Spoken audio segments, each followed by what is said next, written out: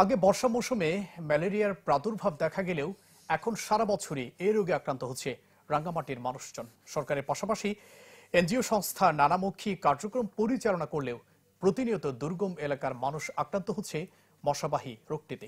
জিয়াউল হকের রিপোর্ট।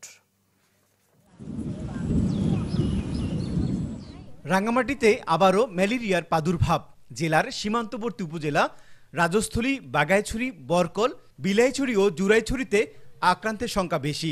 তাদের অনেকেই উপজেলা স্বাস্থ্য কমপ্লেক্সে ভর্তি আছেন, অনেকেই উন্নত চিকিৎসার জন্য এসেছেন রাঙ্গামাটি জেনারেল হাসপাতালে। সিভিল সার্জন অফিসের তথ্য মতে 2020 সালের পূর্বে বর্ষা মৌসুমে ম্যালেরিয়ার প্রাদুর্ভাব দেখা যেত, কিন্তু বর্তমানে সারা বছরই আক্রান্ত হচ্ছেন মানুষ। এবছর বাগাইছড়ি, সাজেক ও জুরাইছড়ির দুর্গম দুমদুম্মা, মৈদুং এলাকায় আক্রান্ত রোগী বেশি পাওয়া যাচ্ছে। ম্যালেরিয়া আছে আর এখন প্রকৃতির দেশে এখন জ্বর তো নাই। আর সময় বর্ষাকাল পরে তো বর্ষাকালে বেশি মশা বাইর হয়, হয়তো মশা কামড়ের ফলে ম্যালেরিয়া হয়। আর মশারি টাঙায় ঘুমাতে হয়, দিনের বেলায় তো মশা হয়তো কামড় জানে না কাজের জন্য। সরকার 2030 সালের মধ্যে দেশকে ম্যালেরিয়া মুক্ত করার পরিকল্পনা নিয়েছে।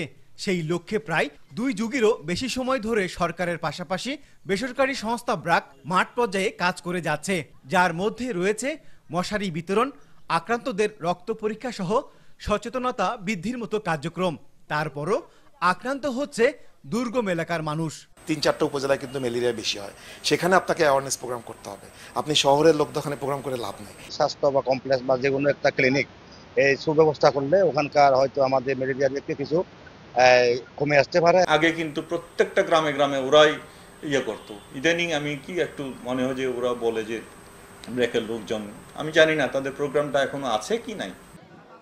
তবে ম্যালেরিয়া নিয়ন্ত্রণ নিয়ে মাঠে কাজ করা বেসরকারি সংস্থা ব্রাক এই বিষয়ে বক্তব্য দিতে রাজি হয়নি।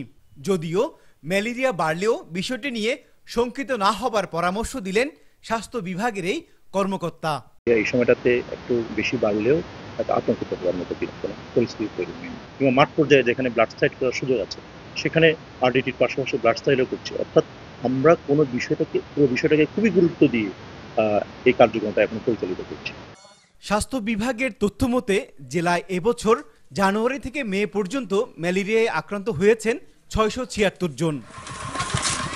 জিয়াউল হক, চ্যানেল 24, রাঙ্গামাটি।